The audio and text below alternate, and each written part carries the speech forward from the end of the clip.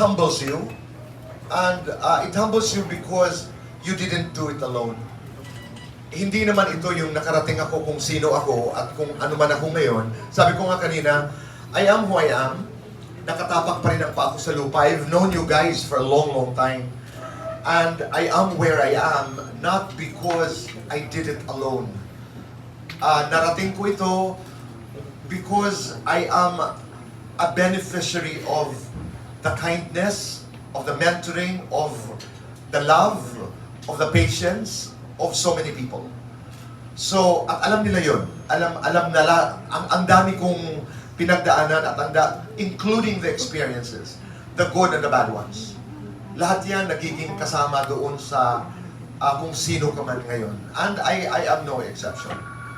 Thank you, Kuya Boy. Love the hair kanina, but you're more guapo today. Thank you, Tessa. I really needed that. Alam niyo, nakakatawa kasi si Attorney Gozon, that was my first formal meeting with Attorney Gozon. You know, just before we started the contract signing, sabi niya, what was the question? Nagkabuhok ka ba, boy? May buhok ka ba noon? May buhok ka ba noon? May buhok ka ba noon? Sabi ko, Attorney, meron po. So nakita yun. Hi, Jerry. Kumusta ka? Alright, thank you so much, Miss Tessa of Manila Times. And let's get to the next question. This is coming from Sir Alan Policarpio of Philippine Daily. Hi, Alan. Nice, Tito Boy. Where are we at now in terms of yung mga shows na gagawin natin? Napag-brainstorm na ba yun? Or just getting started? We started to brainstorm. We started to talk about content. Pero wala pa kaming nararating. Dahil ang problema namin, Alan, ay sabi ko nga iba na yung landscape. Ang artista ngayon, pag may gustong ibalita, nagpo-post lang. Some start with a cryptic post until it becomes a story. Others would directly post, buntis ako, galit ako. As opposed to what we were, karamihan, kasi karamihan kaibigan ko kayo, as opposed to our time na we would wait for your newspapers and tabloids and television shows, antayin natin sa Star Talk, antayin natin sa Buzz. It has changed. Everybody has become an active participant in the business of news, lalo na in the celebrity business. So doon kami nahihirapan because the challenge is, what do we do? Ano bang equity natin? Ano bang may offer natin para tayo'y panoorin? So nandun kami sa questioning stage because this has to be done well. And this has to be done deliberately. Pero meron ding hati na eksperimento kasi you wouldn't know what works until you're there. Bukas lang kami na ito yung balak, dito tayo mag-umpisa, pero pakikinggan natin kung ano ang tanggap, kung ano ang response halimbawa ng audiences, and then alam natin kung aatras tayo, liliko, o abante. You know, it's that kind of a game. Oo, kasi hindi sila na rin ng mga artista na nag-i-interviewan. Correct. But we have to find out kung anong kulang. Halimbawa, sabi ko nga sa aking mga bosses, kina Janine, Kibang, Nalilibeth, ano ba ang ginagawa ngayon? Kailangan aralin, di ba? What's happening in the environment now? Yes, there is analysis, but are we happy with the analysis? Sino pagkakakiwalaan natin? Meron namang komentaryo. Halimbawa, but who are the commentarists that we listen to? So, aaralin natin at ano ang pinapanood. Gigit na ba tayo? Uuna ba tayo? O makikiramdam tayo? So, the dynamics in terms of reporting, in terms of, halimbawa, let's focus on the entertainment reportage, na bago na rin eh. So, yun ang aaralin namin, Alan. Yun ang aaralin namin quick. Kailangan mabilis. But as an interviewer now in GMA, is there any particular celebrity or personality na high on your list, yung whose story intrigues you? I have someone very, very high, actually. This is a confession. I haven't spoken to my bosses and to the people I'm going to work with. Nakakatuwa lang, Gorgie. Bago ko sagutin yan, nakakatuwa lang, Gorgie, kasi director ko si Romel Gacho, who was my executive producer was doing Star Talk. My executive producer was my segment producer on Star Talk, si Rayleigh. You know, our consultant for what's the title bang? Talk division ba tayo? Comedy? Your division? Is Bang. dito. Bang Arispaconchaga was my first executive producer when I did Show and Tell. Wala akong kamuang-muang, hindi ko to pala, wala akong alam. Janine was our production manager for Star Talk. So I'm working with people I know, and I value relationships at hindi ako nagsunog ng tulay. Kahit sabihin pa natin sa ABS-CBN, kinausap ko, but that's going ahead of the story.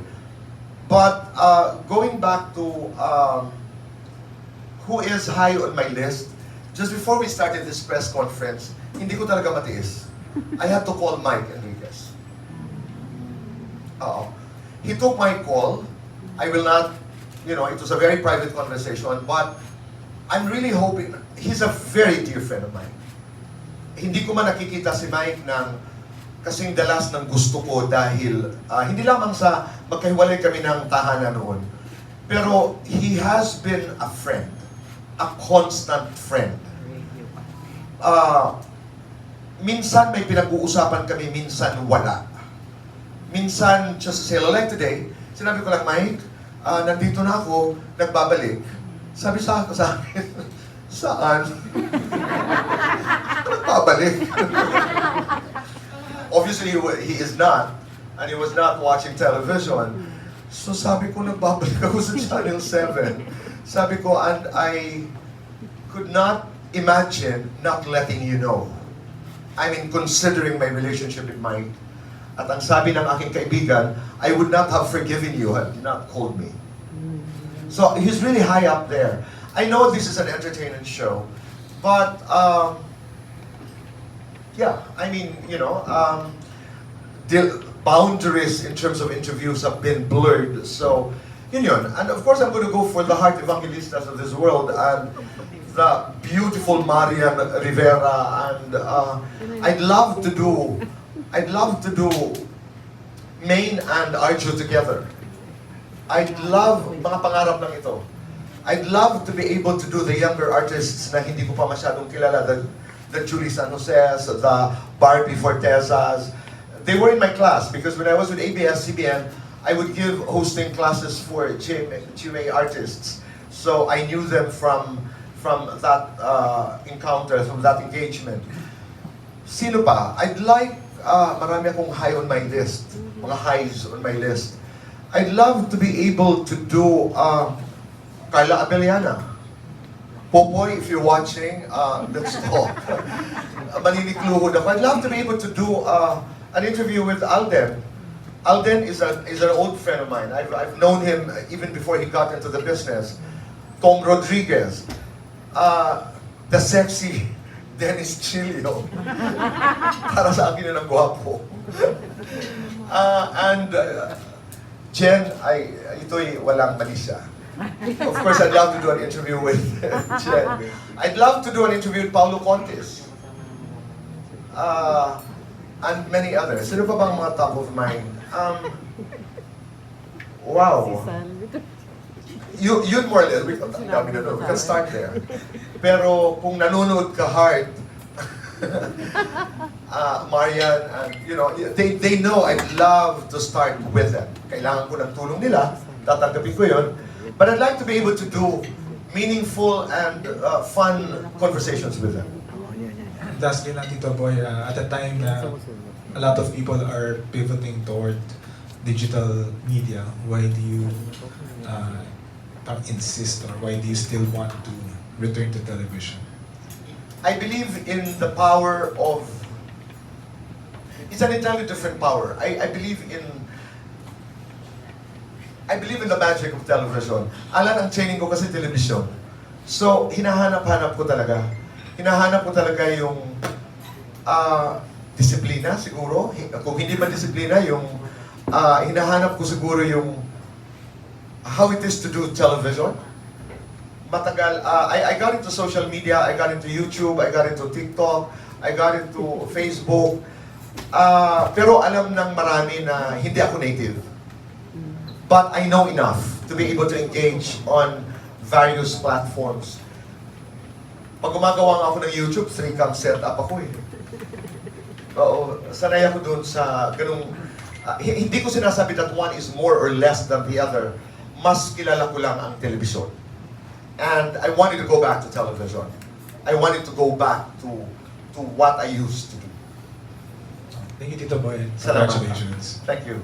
Thank you so much, Sir Alan Policarpio. What an insightful conversation. And we also have questions from Sir Gorgie Rula of PEP. Good evening, Kuya Boy. Kay Ma'am LGR po muna gusto ko sana tanungin. Tinuro ka agad ako. Hindi, Ma'am, kayo na nga ho, kasi nasimulan na rin lang ni Alan. Well, sa gitna po ng napakaraming talk shows sa YouTube. So ano ho ba ang naka-line up? Meron na ho ba kayo pwedeng ma-share na line up na shows for Kuya Boy? Meron, yung kinikwento ni Kuya Boy. Yun ang una namin gagawin, yung kinikwento niya.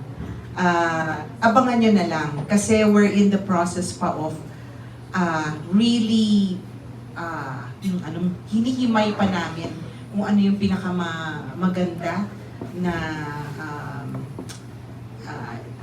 gawin, yung atake dun sa gagawin niyang ano. But he will of course do what he does best.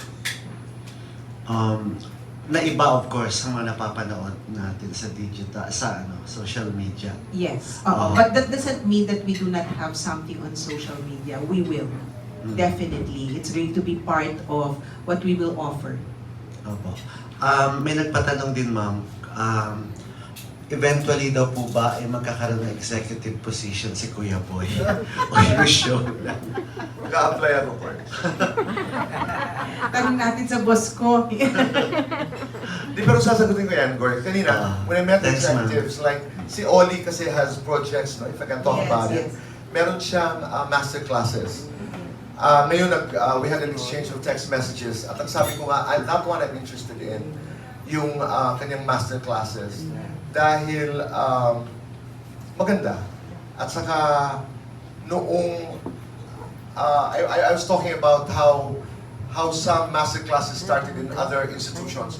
Ano yun eh, there's this book, it's called The Last Lecture. Actually, sa Philippine Women's University, I just did, November 26, I delivered, meron din silang series of lectures once a year, which is produced by the Alumni Association of the PWU. This year, I was chosen to deliver the lecture. Ang tawag nila lecture. Pero ang pinanggalingan yan ay isang libro na ang tawag ay The Last Lecture. The Last Lecture is done in Carnegie Mellon, which is a university famous for rocket science. Every year, ang mga estudyante at ang mga profesor ay nag-e-elect sila, nag-choose sila ng isang professor who would deliver the last lecture. Hypothetical yun. Halimbawa, if you were given a chance to do your last lecture, ano ang lecture mo at bakit? That book is about, its author is written by Randy Pausch. I hope I'm pronouncing his name correctly. Nung siya'y napili na, that's supposed to be a badge of honor when you're chosen to deliver that lecture. Nung kanyang talk na, when he was supposed to do that lecture, instead of lecturing something that he discovered as a rocket scientist, he lectured on life. He lectured on love. He lectured on what it is to be a parent. Because the time that he was chosen to do the last lecture, he was dying. Yun yung inspirasyon. And when Oli started to talk about it, sabi ko, yung ganda yun, tingnan natin kung ano ang, I'd like to be able to contribute to an engagement like that. That's my answer to that. Doon naman sa unang tanong, Gorgie, alam ko itatanong ito maya-maya, pero pupuntahan ko na, ang hirap kasi sagutin, no, yung, what can you offer that others are not doing? Alam natin lahat yun eh. We wanna be able to do, hinahanap mo yung, ano bang equity natin dito? Ano bang separator natin dito? Paano ba tayo maiiba? At lagi tayong nangangarap doon eh, na sana we will be able to do something that's different. We will. Hindi ako hiwalay doon sa linyang yun. Pero, katulad ng paliwanag ko nga kay Alan kanina, ano ba ang equity ko na hindi pwedeng mawala doon sa anumang show ang gagawin namin? That show must have an interview. Kailangan may interview. paano maiiba yung interview na yan sa lahat ng mga interviews? Siguro my body of work will be able to show that. Pangalawa yung, hanggang ngayon, Gorgie, nagbe-brainstorm kami nila, RD, nagbe-brainstorm kami ng ano ba ang mga pwede pa natin magawa. Sabi ko, I'd like to be able to invent interview tools. I'd like to be able to discover interview styles. Katulad ng paglalaro ko ng konsepto ng Star Talk, ng Fast Talk, rather. How it came about until dumikit sa masang Pilipino. How I came about with the interview tool that I used on Star Talk, ang mahiwagang salamin. Salamin, So, yun, doon kami ngayon, kaya sinasabi ni Lilibeth na we will be there, but hihimayin muna namin. Hihimayin muna namin. And then, alam namin yung gusto naming puntahan at nanggagaling din kami doon sa marami na nating karanasan sa paggawa ng talk show. Kaya ang hirap sabihin, 1, 2, 3. That's where she's coming from. And I am coming from. At sa tingin ko, Kuya Boy, ito yung akin na naobserbahan. Gusto ka talaga ng GMA na bumalik kasi wala pa nga silang maisip na show, kinukuha ka na nila. Maraming salamat. At meron na rin sweldo. Pumatak na. Hindi. Ito na ngayon nga ako, Kuya Boy, diretso ko na din yung tanong. Sa'yo po, saan kayo mas nahirapan? Negotiation sa GMA o yung pagpapaalam sa kabila? Pareho. Pareho. Hindi dahil sa yung negosasyon namin sa GMA 7 was difficult. Inabutan kami ng COVID kasi, just to be very clear, we started talking pre-COVID pa to. Matagal. Can I say that? I mean, yun naman ang totoo talaga. Oo, pero ang usapan namin noon was kumustahan, libre ka na ba? And then we would forget about it, and then we would just joke about it, and then we would have Paramdaman muna. pakiramdaman at saka magalang. Oo, yun yung difficulty doon. Nangyari ang COVID. Goodbyes are hard, Gorgie, in any language. Saying goodbye. Lalo na sa personalidad na katulad ng nating marami. Ayaw natin makasakit. Pero ako, nakipag-usap ako ng mahusay. Nagpaalam ako ng mahusay. At nagbabalik ako ng mahusay. Yun lang po. Thank you. Thank you, Kuya Boy. Thank you so much, Sir Gorgie. And wow, okay, so a lot of insightful questions. And of course, I just have to say, from every MediaCon that I've hosted, ang dami talagang insightful answers ni Tito Boy. And I'm sure that a lot of people are excited to see the stories that you guys will writing about this MediaCon. And with that, we end this evening. Marami pang opportunities, panigurado, kung saan. Ay, may magtatanong pa. Go pa. Ay, okay. Sorry, off the list. Okay. We would love to hear more. Okay, who will be asking? Naalala ko lang, Kuya Boy, kasi the last time na na-interview ka namin ni Rayleigh, last episode ng Star Talk, nag-iiyak kami noon, nag-iyakan tayong lahat, diba? Na siguro na sa isip ni Rayleigh, wala siguro sa isip niya na mag-iipi siya uli sa'yo. Totoo. Totoo. Yes. Yun lang po. Kaya na po. Alright. Kuya Boy, Cherry. simple lang yung question kong una sana. Kumusta ka? Kaya lang ang daming halo-halo yung pangungumusta na yun eh. Kumusta dahil kita namang masaya, nakangiti. Kumusta may mga perlas kang ganyan para sa health. Siyempre exciting para sa challenges, may agam-agam, bagong ito. Pero meron din bang malungkot na pangyayari ngayon sa buhay mo? Kumusta ka? Paano mo sasagutin yun? Okay na hindi okay. So ko yung doon kasi naiyak. That's her mom, the mom.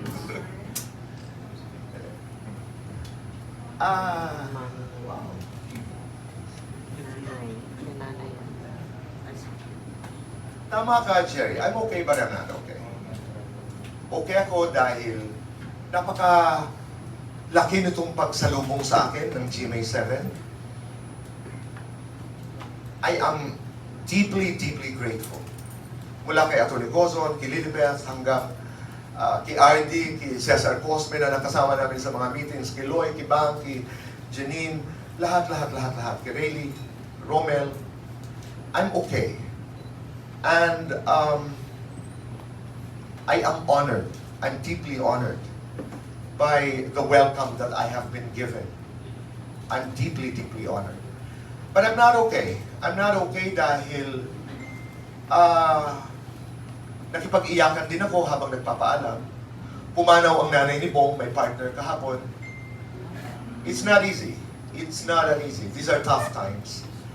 And kasi celebrate lang namin nung death anniversary ng nanay.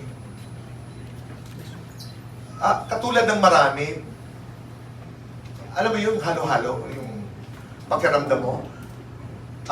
Kanina nga, paalis ako ng bahay. Si Bong had a runny nose. At sabi ko, mag-iingat ka kasi nandito pa rin tayo sa gitna talaga ng pandemyang ito. So, bumabalik ako from not okay to okay to not okay to okay dahil nalampasan natin. Lumaban tayo ng maayos. Namimiss ko ang nanay. Yun. Medyo ano rin.